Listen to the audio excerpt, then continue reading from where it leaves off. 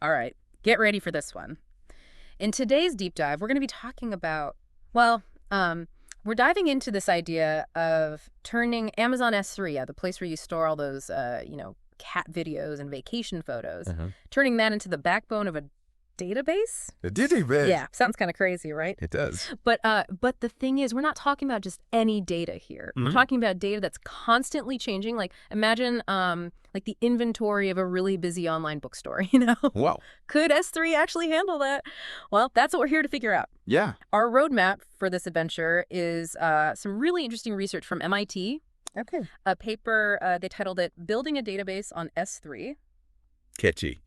Yeah. Yeah. Yeah. So what's so fascinating about this research is that they're essentially trying to make S3 do something it was never really designed to do. Yeah, I mean, it's known for storage, right? Exactly. Like, let's start with what S3 is really good at. Okay. It's incredibly scalable, meaning it can handle tons and tons of data. And it's designed to be super reliable, like almost never goes down. That's good. Yeah. Plus, it's way cheaper than running your own servers. So it sounds perfect. Sounds perfect, right? Yeah. But there's always a... There's always a trade-off. Yeah. What's the catch? Well, S3, it wasn't really built for speed. Ah. It's slower than accessing data stored directly on your computer, for example. Okay. Now, that might not be a deal breaker for some applications, Right. but for something like a real-time stock trading platform, every millisecond counts. Makes sense. And then there's this thing called eventual consistency. Eventual consistency. It sounds very technical, but it basically means that updates might not show up instantly for everyone. Oh, okay. So think about our online bookstore example. Okay. If someone buys the last copy of a book, Yeah. you want to make sure no one else can buy it, like a second later, right? Yeah, that makes sense. Yeah. So how did these MIT researchers try to overcome these limitations and make S3 behave more like a real database? I mean, were they just really good at coding or something? It's more about cleverness than brute force coding, really. Okay. They kind of took a step back and looked at how traditional databases are structured, with things like tables to organize data and indexes to find information quickly. Right. And they thought, hey, what if we apply these same concepts to how we organize data on S3? Interesting. Yeah, so they borrowed these tried and true techniques and adapted them to this new environment. So it's like taking the instruction manual for, I don't know, like a classic car and using it to soup up a brand new electric vehicle. Yeah, that's a great analogy. Okay, like that. Yeah. They figured out how to manage records, Okay. create indexes for those speedy lookups, Right. and even ensure that all the updates are saved in a way that won't get lost. They had to get creative. They had to. Yeah. Okay, I'm hooked. So walk me through how they handle updates, in this Frankenstein database they've created. We're talking about a busy online bookstore. Yeah. New orders, stock changes, all happening at the same time. Constantly. Yeah. So to make sure nothing gets lost in the chaos, Yeah. they came up with a clever two-step process. Okay. Instead of clients directly changing information on S3, Right. which could lead to all sorts of conflicts. Yeah. They use a middleman, you could say, A middleman. a queuing service called SQS. SQS. Yeah. Clients send their update requests to these queues. It's like Okay. dropping a letter in a mailbox. Okay, so why not just have the clients send updates straight to S3? Why add the SQS step? Yeah, it seems like an extra step. It does. Think of it like this. If everyone tried to squeeze through a narrow doorway at the same time, it would be total mayhem. Yeah, that's true. The SQS queues, they act as a buffer, Oh! preventing everyone from trying to update information simultaneously. So it's all about creating order. Orderly flow of Yeah. information. Okay, got it. So SQS helps avoid this digital traffic jams. Exactly. But how do we ensure that all those queued updates actually make it to S3? Right. Are we just trusting that they eventually get there? Yeah, is it a hope and a prayer? Well, that's where the second part of their system comes in. Okay. Checkpoints. Think of these like taking a snapshot Yeah. of all the updates that have piled up in the queue Right. and then applying that snapshot to S3 all at once. Oh, okay. This makes sure everything is saved reliably So nothing gets lost. and prevents any updates from getting, lost in the shuffle. Okay, so we've got the queues to manage the traffic and then checkpoints to make sure nothing is left behind. Right. Pretty clever, but I can't help but think back to that eventual consistency thing. Yeah. Are we talking like minutes, hours, days before a customer's order actually shows up? Yeah, because in the world of online shopping, Yeah, even a few seconds could be a problem. totally. So you're right, that lag time is a concern. Yep. And the MIT researchers, they actually dedicated a whole section of the paper to tackling different levels of consistency. Oh, wow. So the most basic level, which is eventual consistency, Right. is basically saying, like, it'll show up eventually. Eventually. Not very reassuring. Not exactly reassuring for a customer waiting on a confirmation. Not the instant gratification we've all come to expect. Right. So what did they do to kind of speed things up? Well, they explored all sorts of ways to make S3 more responsive. Okay. They tested things like ensuring a customer's view of their own orders never goes backwards in time, Oh, that's good. even if there's a delay. So imagine seeing an item you just added to your cart Yeah. suddenly disappear. Poof. Go on. Oh, man. Talk about frustrating. That's one online shopping nightmare I'd rather avoid. Right. Exactly. Could they fix that? Yeah. They also worked on making sure an order is processed as a single unit, Oh. not in bits and pieces. So it's all or nothing. Yeah.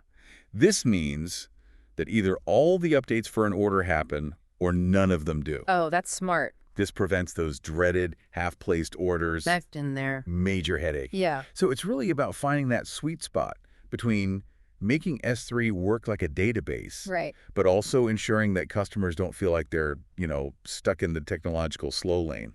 So I'm guessing all these fancy features come with a price tag. You're absolutely right. Yeah. That's the next part of the puzzle. Okay. And it's where things get really interesting. Hold that thought. We've covered enough ground for one episode, I think. Okay. We'll pick this back up next time as we continue to unravel the mysteries of building a database on S3 and explore the cost of all this cleverness. Sounds good. All right, we'll see you next time. All right, welcome back to our deep dive into the wild world of S3 databases. Wild, wild world. Yeah, last time, we kind of left off with a cliffhanger. Oh, yeah. What's the actual cost, a price we got to pay for all this database wizardry? Right. The magic comes at a cost. Yeah, exactly. So break it down for me. How much slower and how much more expensive are we actually talking? Like, give me the nitty-gritty details. Well, the MIT researchers, they didn't just, theorize. Right. They actually ran experiments, real experiments, Oh, wow. to measure this. Cool. And they discovered that just reading data from S3, basic reading, Okay. takes at least 100 milliseconds. Okay. Now, that might sound super fast, right? It does, yeah. It's actually 100 to 1,000 times slower than reading from a local disk. Okay, so that's a huge difference. It is a big difference. So even with all that, clever engineering to mimic a database, right. S3 is still lagging In behind. terms of raw speed. Yeah. Is that a deal breaker? I mean, it depends. It If you demands need super fast, like split-second responses, Okay. like for high-frequency trading, for example, Okay. S3 is probably not the best fit. Right. However, Alright. S3's strength, like its real strength, lies in its ability to handle a massive number of users all at the same time. Okay. Yeah. Think of it like, I don't know, a well-organized highway system Okay. that can handle tons and tons of traffic Without getting jammed up. without getting congested. So speed versus capacity. Yeah. A lot of modern web apps actually prioritize handling huge numbers of users, right? Absolutely. Over like super fast individual responses. Right, makes sense. Yeah. And let's not forget cost saving. Oh, yeah. Big one. Especially when you consider running your own servers. Oh, yeah. Forget about it. Right. So that's where S3 really shines. It's a game changer, really. All right, let's talk money. How does using S3 for these database-like tasks compare to like traditional solutions cost-wise? Okay, so the researchers, Yeah. they actually found that simply storing data on S3 Right. is surprisingly cost-effective, cheaper, often cheaper than traditional hard drives. Really? Yeah, but there's this hidden cost. Hidden cost. Yeah, every time you read or write data to S3, Okay. you incur a small charge. I see. Think of it like toll booths on a highway. You got to pay the toll. Every interaction costs a little bit. Okay, so the more frequently you're accessing that data. Reading and writing data, Yeah. the more those costs pile up. Is there any way to like minimize those costs? Oh, absolutely. Caching. Caching Yeah. is your best friend. Okay. Like imagine keeping frequently accessed data in a super fast, easy to access cache. Okay. It's like having a mini fridge in your living room stocked with your favorite snacks. Okay. Yeah. So you don't have to keep running to the grocery store. Exactly. You cut down on those expensive trips to S3. That's smart. It is. So it's not just about making S3 act like a database, it's also about using it smartly to keep the cost down. Absolutely. Okay. Can we talk about security for a sec? Oh, yeah, that's a big one. It's gotta be, right? With all this data just kind of floating around in the cloud, Yeah. how do we actually make sure it's safe? So the paper does acknowledge that an open architecture like this, Okay. where clients directly interact with a shared storage service like S3, Right. does present some inherent security challenges. Challenges. Yeah, because anyone can technically access S3, right? That's what I'm thinking. Yes. So how do you actually protect sensitive information, Right. like customer data, for instance? Yeah, how do you do that? Well, that's where S3's permission system comes in. Okay. You can actually control who has access to specific buckets, which are like containers for your data. Huh. You can even control access at the individual file level. Okay. That makes me feel a bit better. Yeah. But it still sounds like using a sledgehammer when you need a scalpel. Yeah, it's not that precise. What if you need more granular control, like restricting access to certain fields within a file, Right. or implementing more complex rules? That's where S3 starts to show its limits. Limits. It doesn't have the same rich security features as a dedicated database system. I- You might need to build additional security layers Mhm. on top of S3 to get that level of control. Okay, so it's like having a basic security system in place, but then you might need to hire a few extra guards. Yeah, exactly. Yeah. To really lock things down. Yeah, to make sure it's really safe. And this is where things get interesting because there are so many possibilities. So we've stumbled onto like a whole new deep dive. A whole new deep dive. S3 database security. Absolutely. I like There's so much to explore. Yeah. So, for example, the researchers, they propose encrypting data before you even store it on S3. Oh, that's a good idea. That way, even if someone gains, like, unauthorized access, Right. they can't actually read the data without the decryption key. So it's like a safe, like a real Like a safe. vault. Yeah. Only you have the combination. Yeah, I like that. You could even use different keys, right, for different parts of the data. Absolutely. So you can really control who sees what. Precisely. That's very cool. To add even more security. Okay. The paper actually suggests using SQS, Oh, SQS, our friend. the queuing system we talked about, Yeah. to implement more complex security scenarios. Okay. How would that work? All right, imagine you have like a designated curator A curator. for Okay. collection of data. All right. Any changes to that data Yeah. would have to be approved by the curator before they become visible to other users. Oh, so it's like a gatekeeper for the data. Exactly. Okay. Ensuring that only authorized updates get through. I like that. And while those updates are waiting for approval, Okay. other users would continue to see the old version of the data. Oh, okay. That makes sense. This helps maintain consistency Yeah. and prevents any, unauthorized changes from slipping through. My mind is blown. We started talking about turning S3 into a database, and now we're talking about building custom security systems on top of it. I know, right? It's amazing what you can do when you start getting creative. The building blocks are there. This whole security discussion has been fascinating. It has. But I think it's time to maybe bring us back down to earth Okay. and face reality. We've seen how clever these researchers are, They are. but even their ingenuity has its limits. Limits, yeah. Right. So let's talk about those hard truths, those limitations of building a database on S3. Go. What can we simply not do, Right. no matter how hard we try? That's a great question, a crucial question. Yeah. While they've accomplished amazing things, Mm-hmm. there are some boundaries, some fundamental boundaries Okay. that even the most brilliant engineering can't quite overcome. Interesting. And that's what we'll dive into next time Okay. in the final part of our S3 database deep dive. Oh, can't wait. All right. Welcome back to the deep dive. Deep dive. We've been on this incredible journey into the world of S3, It's been a journey. figuring out how researchers basically hacked this storage service Right. to make it act like a database. It's impressive. It's super impressive. Yeah. But, every superhero has their weakness, right? Every system has its limits. So let's talk about those limitations. Those things that even the smartest engineers Okay. can't quite overcome when they're turning S3 into a database. It's important to remember that Yeah. at its core, S3 is still a storage service. Yeah. It wasn't designed with all the bells and whistles of, fancy database. Right, right. So when we try to push it into database territory, Yeah. we're going to hit some boundaries. We hit those walls. We do. And earlier we talked about the challenges of achieving true database level isolation with S3. Yeah, like that classic problem. A classic problem, yeah. Two people trying to buy the last ticket to a sold-out show. The last ticket. Yeah. A traditional database, like make sure only one person gets it. Right, right. But with S3, things get a little messy. A little more complicated. Yeah. Can you unpack that a bit? Okay, so picture our online bookstore, Okay. Yeah. and they're having a flash sale, and there's just one copy left Of that cookbook. of that, the hot new cookbook that everyone wants. Everyone wants it, yeah. With S3's eventual consistency, Yeah.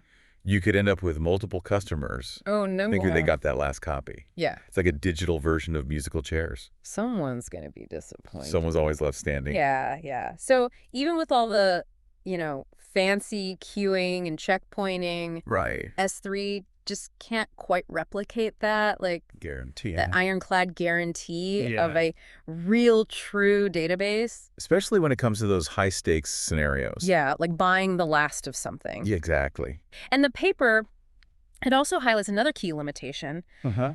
The difficulty of implementing features like triggers and stored procedures. Right, which are super common in traditional databases. Okay, I'll be honest. Those sound kind of intimidating. They sound very technical. Yeah, so break it down for me. Why would we even need those in our, S3 database world? Well, triggers and stored procedures, Okay. they're all about automation. Automation. Okay. They let you do things automatically within the database itself. Okay. So think about our online bookstore again. Okay. With a traditional database, you could set up a trigger Okay. to automatically update the inventory count Uh-huh. every time someone places an order. Okay, so it just does it automatically. Automatically. Boom. Done. But with S3, you'd have to handle that outside the database. You got it. So it's like adding an extra layer of complexity. Yeah, it's like manually adjusting the stock count every time someone buys a book It's a lot more work. instead of having the system do it for you. Yeah. Yeah. So using S3 as a database, it's kind of like choosing between a Swiss Army knife Okay. and a full-blown toolbox. I like that. The Swiss Army knife, it's versatile. It's handy. You can do a lot with it. Yeah. But sometimes you just need those specialized tools. You need the right tool for the job. Yeah, you got to go to the toolbox. Exactly. So it's all about, I guess, knowing what your app really needs. Right. You might gain scalability and availability, keep the costs down with S3, Right. but you might have to give up some of the guarantees and features of a traditional database. It's a trade-off. It's always a trade-off. Always. The researchers, they even pointed out that to get that strict consistency you'd see in a bank's database. Right, where every transaction has to be perfect. Perfect. Yeah. You would need a global counter on S3, Global counter. Okay. which is basically like having a single central tally. For every single transaction. Wow. But that goes against S3's whole design, it does. which is all about distributing data across multiple servers. Right, right. So it's like trying to force something that doesn't fit. It's like fitting a square peg in a round hole. Yeah, exactly. So, this deep dive has been a wild ride. It has. We've seen how researchers have really pushed the boundaries, They've been creative. but we've also seen where those boundaries actually are. It makes you appreciate both the ingenuity and the limitations, right, Yeah. of technology. It's a good reminder that technology is always changing. Constantly evolving. What seems impossible today might be, normal tomorrow. Exactly. And that's what I love about all this. It's exciting. Yeah. We've been looking at research from 2008. A while ago. It makes you wonder, what's possible now? Now, yeah. What can we do? What new doors have been opened? That's a great question. Yeah. Maybe that's a question for a future deep dive. A future deep dive. Yeah, we can explore those modern solutions, The ones that build upon these ideas. Yeah, exactly. Until then, keep exploring, keep questioning, Keep diving deep. keep diving deep. We'll see you next time.